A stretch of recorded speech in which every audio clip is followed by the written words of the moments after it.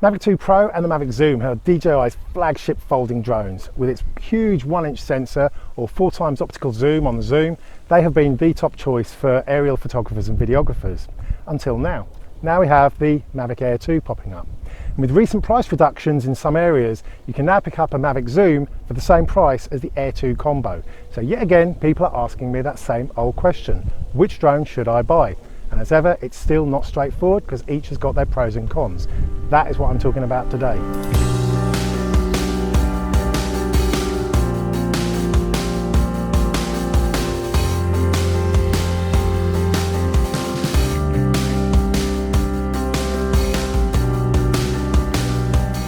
Hello, I'm Ian, and it's a very quick video today to help those of you still wondering whether or not to go for the Mavic Air 2 or to go for the Mavic Zoom or the 2 Pro. Any one of these is going to cost you an awful lot of money, so it's pretty important you get it right.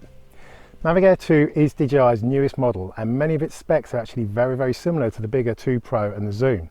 But it is also missing some key features, so today I want to go through those main points of each of the drones so you can work out what's important to you and make your own mind up. First off, I did mention the price, and that's pretty much the driving consideration for most people. Here in the UK, the Mavic Zoom has actually dropped in price and is now the same price as the Mavic Air 2 combo. The 2 Pro is still a little bit more. Strangely, it's not still the case in the USA, where the Zoom is still a little bit more. But either way, as I said, if you're spending around £1,000 or dollars, you want to make sure you're getting it right. So I've been flying the 2 Pro for a couple of years, and its build is exactly the same as the Zoom. The only difference is being in the camera, so I'm going to talk about the 2 Pro and the Zoom together and make it clear when there's an actual difference between the 2 Pro or the Zoom.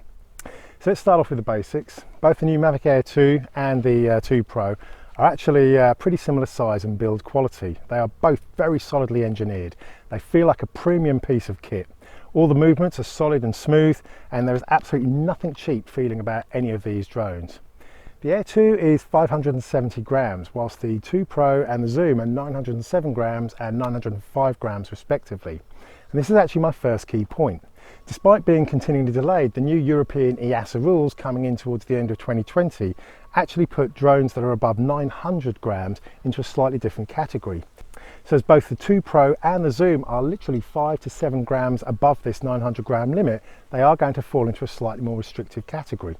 This only becomes an issue if you want to fly close to people or buildings, but it is another consideration to keep in mind.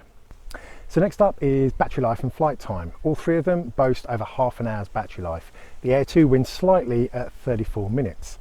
In practice, day-to-day flying, you're going to get around 26-27 minutes with the 2 Pro and the Zoom, and up to 29 minutes if you're lucky with the Air 2 before the return to homes kick in.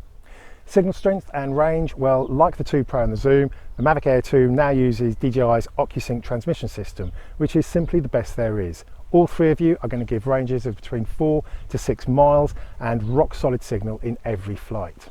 The Air 2's top speed is 42 miles an hour, whilst the 2 Pro and the Zoom sneak past at 44 miles an hour. But either way, all three of them fly very fast and will handle very strong wind without any issues whatsoever. They all have 8 gigs of internal memory for recording, as well as the micro SD slot as well. So look, in short, all three are big, solid drones with excellent build quality, excellent flight time, speed and signal range. And all three take stunning 4K video. So this is where we actually now need to take a closer look at the actual differences that may sway your decision. And unsurprisingly, those differences are generally centered around the camera and the ability to take smooth, cinematic video and quality stills. So first off, let's look at the cameras. The cameras in all these three are completely different. The Air 2 boasts a 1/2-inch sensor capable of filming 4K video at up to 60 frames per second. It's a quad-layer sensor, which means the 48 megapixels quoted are effective pixels, not actual pixels, much like the high-resolution sensors you get in top-end mobile phones. Don't get me wrong though, it's still an incredibly high-resolution camera, but sometimes there can be a little bit too much emphasis on pixel count and not enough emphasis on other elements of taking photos. Conversely, the 2 Pro has got a huge 1-inch sensor capturing 4K video at 30 frames per second, but having to drop down to 2.7K if you want to capture video at 60 frames per second. It produces still pictures in 20 megapixels, and they're genuine pixels. And crucially, it's got a variable aperture that allows you to adjust the amount of light getting into the sensor. That can also help when you're trying to adjust the shutter speed and the ISO. The 2 Pro also offers 2 fields of view when filming video due to all those spare pixels, so you do in effect get a lossless zoom with the 2 Pro. But of course, zoom is of course where the zoom stands out. Its camera actually has a genuine 4x optical zoom that gives you complete control over how close you want the subject to be. This comes at a price though, as the sensor is just under 1/2 inch and is capable of only producing 12 megapixel stills, although it can still handle 4K video at 30 frames per second, and again, like the 2 Pro, 2.7K at 60 frames per second. Other key point is the Mavic Air 2's ability to full 180 HD at an impressive 240 frames per second. So the Mavic Air 2 will give you the slowest of all the slow-mos. But look, there's another key difference between the Air 2 and the Mavic 2 Pro and Zoom that has actually polarized many people, and that's the use of the new Fly app instead of the older but far more controllable Go 4 app. Now look, if you have never flown a DJI drone before, you're probably not going to miss what you never knew existed. The Fly app is easy to use, it's intuitive, and it still gives you control over many aspects of the camera and the flight of the drone itself. However, the Go 4 app used by the 2 Pro and the Zoom gives you all this but way more control over almost every aspect of the drone, from adjusting the gimbal wheel sensitivity to the stick input and even the start and end buffer for camera tilting. The controls available to you on the Go 4 app allow you to customize almost every aspect to exactly how you want it. Now for some, look, this is critical, and for others it's unnecessary and makes the app too complicated. So this is a little bit subjective, but I must admit to finding the lack of adjustments in the Fly app quite frustrating at times, and I am hoping there are going to be updates in the near future to give things like gimbal and stick sensitivity adjustments to make things a little bit smoother when flying the Air 2. There are a few other considerations too, including the new ADS-B aircraft awareness system, which is included on the new Air in the North American market, but sadly is still missing from most other markets. Admittedly, this is more of a nice to have than a genuine safety feature. You're normally going to hear an aircraft well before the ADS-B would actually warn you of it. Ultimately though, it's a nice new feature and it's not available on the 2 Pro or the Zoom. And a final consideration, of course, is the intelligent flight modes and smart functions. All 3 of these have intelligent flight modes like active track, quick shots, and obstacle avoidance and APAS.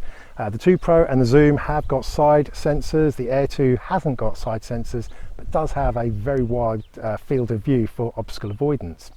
At present, waypoints where you can actually pre-program a flight to be fully autonomous is only available in hyperlapse mode on the Mavic Air 2, but is freely available for any flight on the 2 Pro and the Zoom. So an awful lot to take in there, and unsurprisingly, when going through all of those points with people, I've had them turn around and say, okay Ian, given all of that, if it was your money, which model would you choose? So here is my simple answer.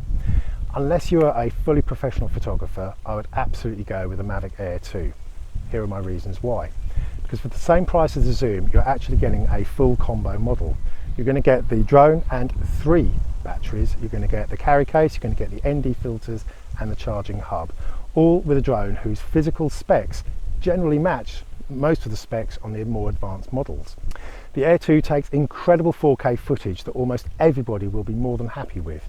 It can offer better slow-mos, and it can also do a higher video bitrate of 120 megabits per second. It's got the longest flight time and a brand new remote control that most people are far happier with than the old design.